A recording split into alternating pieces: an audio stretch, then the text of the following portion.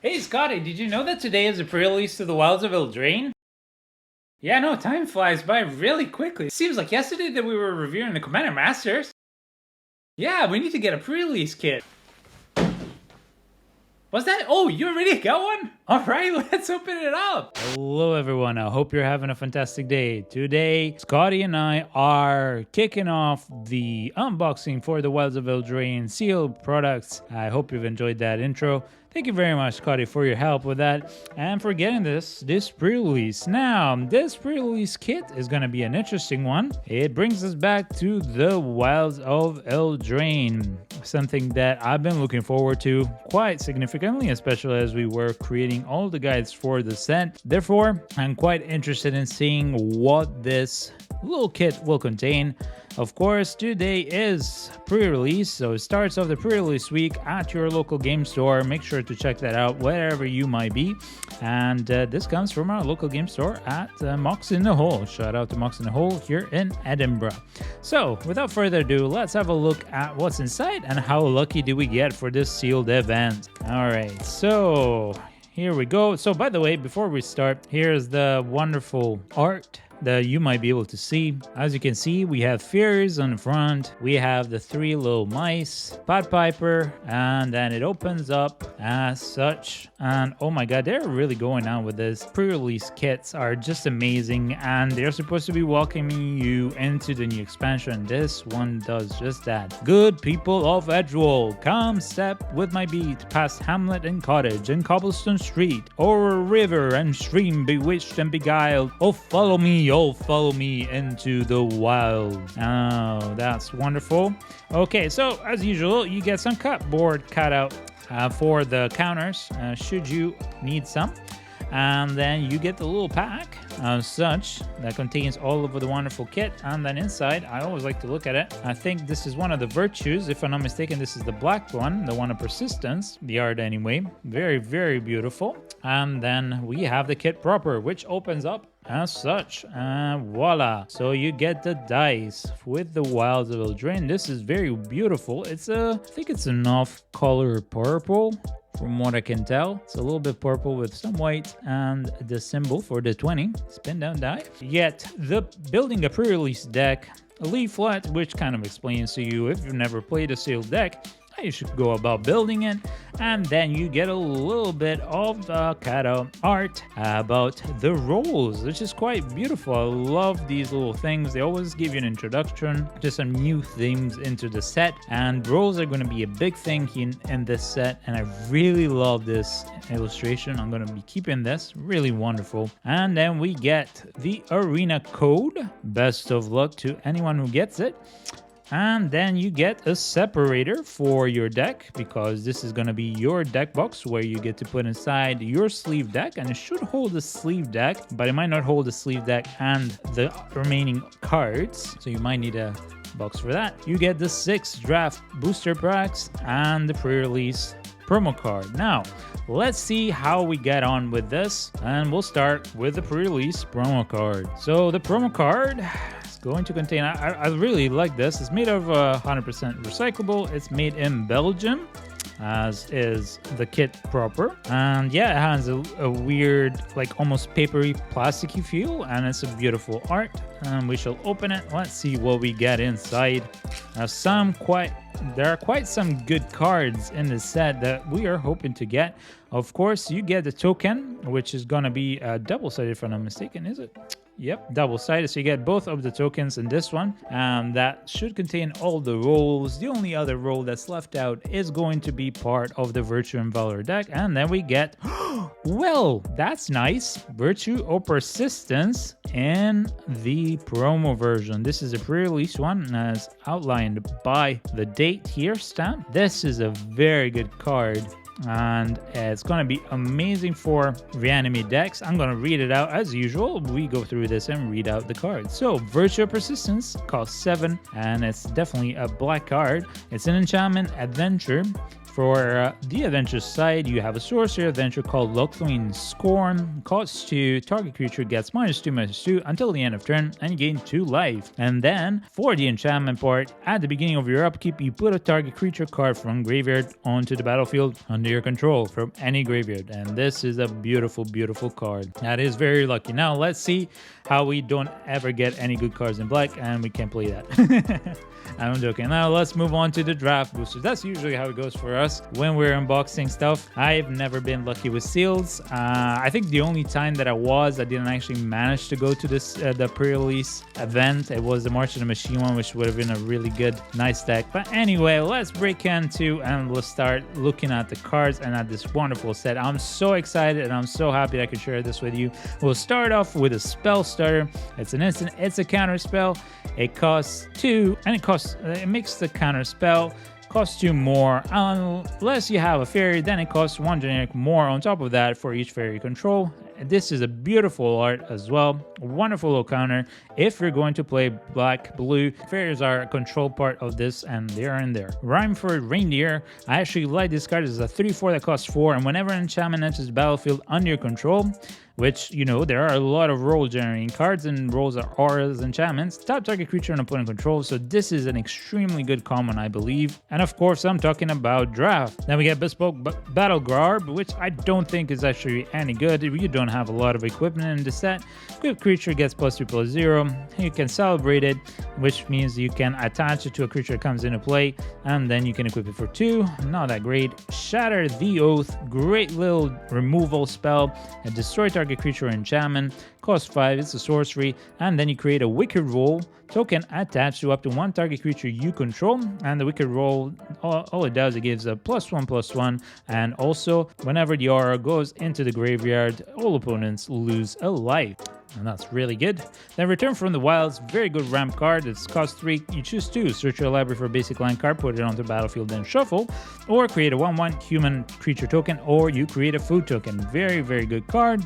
Ice Out, a great little counter. It is an instant that costs 3, 1 generic and 2 blue. You can bargain for it, making it cost only 2, and you can counter target spell. Very nice. Then we get Edgewall Pack. This is a 3/3 Doggo that costs 4. Whenever it comes into play, you create a rat token, and it synergizes with the rat part of the sack, Rakdos sack. Sugar Rush is an instant. Target creature gets +3/+0 until the end of turn, and you draw a card. Savior of the Sleeping, 2/3 human knight, costs 3, has vigilance, and whenever enchantment you control is put into graveyard from the battlefield, you put a +1/+1 counter on Savior of the Sleeping. So this is interesting. Then we get Obira, Dreaming Duelist, a 2/2 fairy warrior.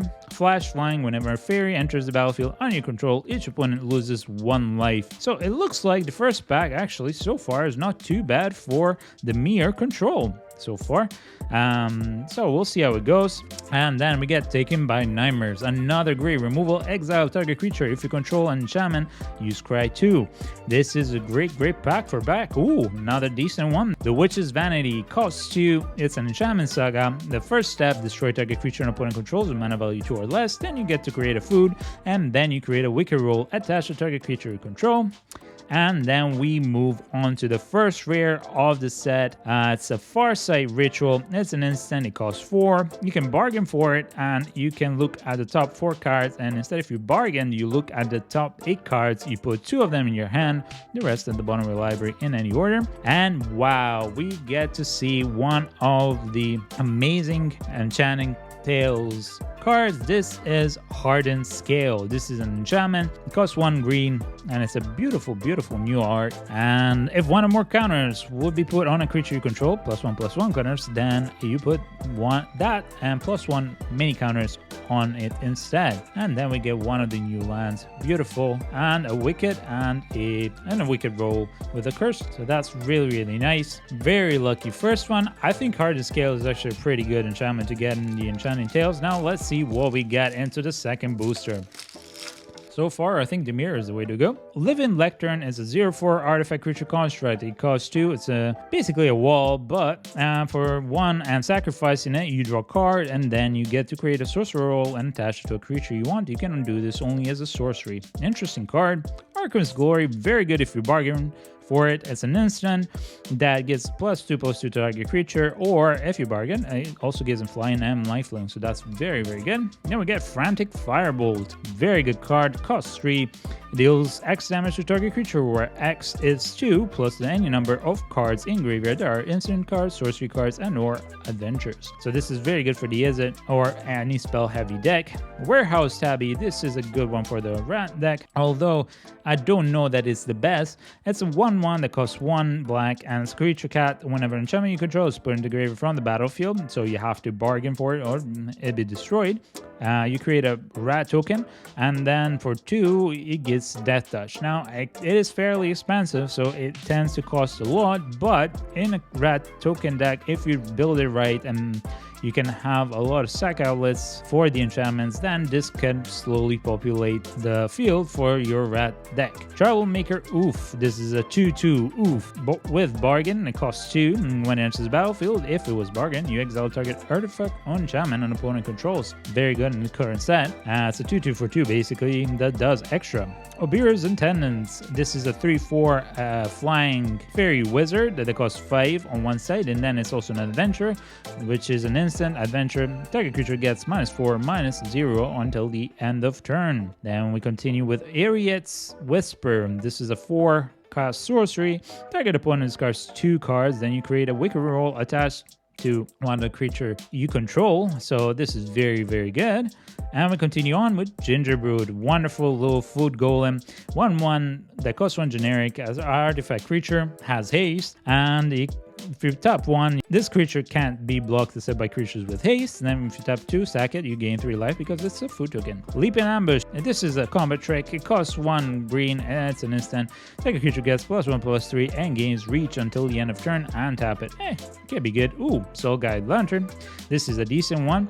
It allows you to draw a card if you sacrifice it, and then you can sacrifice it as well and just remove the whole graveyard of each specific opponent. Then we get Johan, Apprentice Sorcerer, a 2/5 human lizard legendary creature, costs 4, and it's it. And you may look at the top card of your library at any time. Once each turn, you may cast an instant or sorcery spell from the top of your library. Very good card for the Izzet deck. Ice Rot Sentry is a 2/3 vigilance Elemental Soldier. Costs 3. Whenever it attacks, you can pay 2, 1 generic, 1 blue. When you do, tap target creature an opponent controls, and if you do, tap an untapped creature an opponent controls. This card gets +2/+1 until the end of turn, effectively making it a 4/4. Very, very good. Oh my god, that's lucky. That's the second mythic. All right. Moonshaker Cavalry. This is a 6/6 Spirit Knight. It is a 5 generic and 3 white, so you definitely are going to be hard pressed to play both. I might be forced to choose between either or. This is a great little card. Yeah, it's a 6/6 Spirit Knight, and it's a Craterhoof Behemoth for white. It has flying, and when it enters the battlefield, creatures you control gain flying, and +X/+X until the end of turn, where X is the number of creatures you control. This includes himself. So if you have 4 creatures in play, plus this one, then this one comes on 11 level in flying, and everybody else also gets buffed up. So yeah, this is really, really good. Wonderful, wonderful card. Extremely fortunate, I must say. So yeah, let's put it there. Well, it's gonna be hard pressed for this one. Dragon Mantle is an enchantment aura that costs 1 red, and then whenever this enters the battlefield, you draw a card, and then try the creature has +1/+0 until the end of turn for every time you tap a red. So that's very good. And then we get a Swampy Swamp, and we get a Royal and Young Hero token for the rolls. Really wonderful. So that's been lucky. Let's go up with the second one. All right, we get Protective. Actually, that's the third one, right? Yeah, that's the third one. Let's go off with the third one. That's Protective Parents. All right, this is an interesting one. It's a 3/2 human peasant. It costs 3. Whenever it dies, you create a hero token attached to a specific creature, and that means that the creature gets +1/+1, and whenever it attacks, that means that the creature will get a +1/+1 counter whenever it attacks if its toughness is 3 or less. So it continues to grow, effectively making some creatures really, really strong. Because, yeah, you can make a 6/4 or a 6/3 in this set. Torch the Tower is an instant with bargain. It costs 1 red, and it deals 1 damage to target creature planeswalker, and if you bargain, instead it's 3 damage to permanent, and you scry 1. And if a permanent dealt damage by torch would die exiled instead. Then we get Rot Out. It's an instant, and it's a interaction. It gets -1/-1 until the end of turn to target creature, and you create a rat token, and the rat tokens in the set cannot block, just like the mites, and the Phyrexian will be 1, and it costs only 1. Then we get the Sky Beast Tracker. It's a 2/4 giant archer with 4 that costs 4 and it has reach, and whenever you cast a spell with the mana value 5 or greater, create a food token. This is great for the Ram decks. Sleight of Hand makes a return. This is the sorcery. You look at the top 2 cards of your library, you put 1 at the bottom and the other one in your hand. That's very good indeed. Cooped Up, really good removal in this set, so long as you can exile the creature. But anyway, Cooped Up costs 2. It's a prison effect, and you can exile the enchanted creature by paying an extra 3. Then we get Evolving Wilds, a way to land, fix yourself. Then we get Freezing Peace, which I believe is not that great, unfortunately. It's a sorcery. It costs 2. That target creature an opponent controls, and put 3 stun counters on it. You scry 2. It can be really good in the white deck, and the blue and white deck, but otherwise not so great, I think. But we'll see. Plunge into Winter. Tap onto 1 target creature. You scry 1, then draw a card. This is a cantrip with some kick. Really good. Ariad's Tempting Apple. This isn't a food. Costs 4 generic, and it's a legendary artifact. When it enters the battlefield, you gain control of target creature until the end of turn. Untap it and gets haste. And you can sack this just like you would sack any food and gets 3 life, or you can sack this and you can make your opponent lose 3 life. Very on par with the Wicked Witch. Okay, then we get the Boundary Lands Ranger. It's a 2/2 human ranger, costs 2. And then at the beginning of your combat on your turn, if you have a ferocious creature, power 4 or greater, you may discard a card, and if you do, draw a card. So you rummage. And then we get Totnaz, Swarm Piper, very good card. It's a 2/3 human warlock bard. It costs 3. When it or another non-target creature you control dies, you create a rat token, and then for 2 you give Death Touch to attacking rat. So not bad at all. And then we get the Devouring Sugar Maw, which is an adventure, a bicolored adventure. This is a 6/6 creature horror that costs 4 menace and trample. And at the beginning of your upkeep, you may sacrifice an artifact, enchantment, or token. If you don't, this card gets tapped. And then as the adventure side, you have an instant adventure called Have for Dinner, and it costs 2, and it's 1 generic and 1 white, and you create 1 human creature token and a food token to sacrifice with the main side. So very interesting. And then we see Utopia Sprawl, which enchants a forest, and whenever it enters the battlefield, you choose a color, and whenever the forest is tapped, you add 1 mana of the chosen color. And we see one of the beautiful new full art lands. Very beautiful, very nice. And then a Wicked and Cursed token. Okay, 3 more and then we're done. Okay. Yeah, so far it looks like it's gonna be a hard choice, but it might be black. We'll see. Rowan's Green Search is a 3 costing instant. It has bargain. You may cast this for bargain and look at the top 4 cards of your library. Then you put up to 2 of them back on top of your library in any order, and the rest onto the graveyard. And if you don't cast it for bargain, you just get to do... Okay, so it has bargain. If the spell was bargained for, look at the top 4 cards of your library, then put up to 2 of them back on top of your library and the rest into your graveyard, and you draw 2 cards and you lose 2 life. This is a decent one. I actually like it. Then we get Territorial Witchstalker, which is a 2/3 that interacts with ferocious creatures. Costs only 2 at the beginning of your combat. It is a defender, of course. At the beginning of your combat, on your turn, if you control a ferocious creature for a greater, Territorial Witchstalker gets +1/+0 until the end of turn and can attack this turn as though if it didn't have defender. Then we see another Living Lantern. Then we get Twin Veil Guide. It is a 2/3 Fairy Scout with flying. It costs 4 and it has Celebration.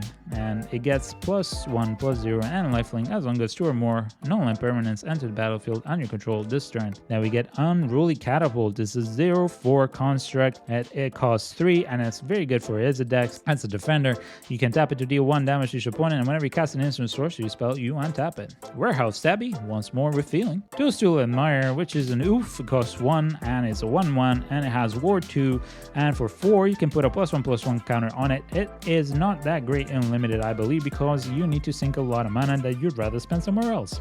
Johan's Stopgap. This is a forecasting sorcery. It has bargain, and if you bargain, it costs 2 generic less to cast. Return target non-land permanent to its owner's hand, and you draw a card. Very good for control deck. Skewer and Slinger is a 1/3 Dwarf Knight. It costs 2 and it has reach, and whenever it blocks or becomes blocked by a creature, Skewer Slinger deals 1 damage to that creature.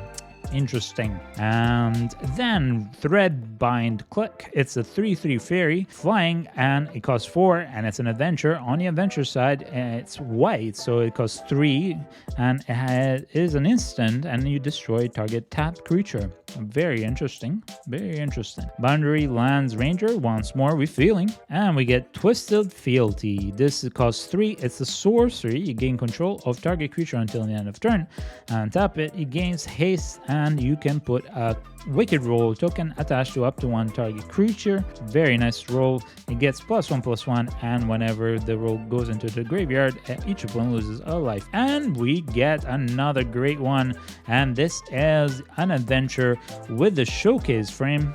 Very beautiful. This is Cruel Somnophage.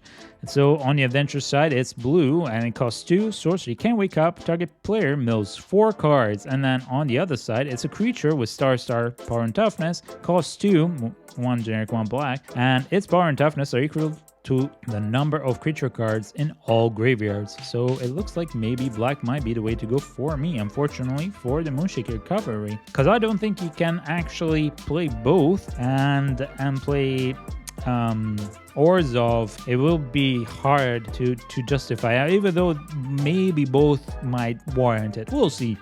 Grasp of Fate is an enchantment. It is 1 generic and 2 white. When it enters the battlefield, for each opponent, it's up to 1 target non-land permanent that player controls until it leaves the battlefield. So it's a prison for each opponent. And then we get a land that was stuck on the back. That's a forest in a normal version. And we get a little arena token. And we go on to second to last booster.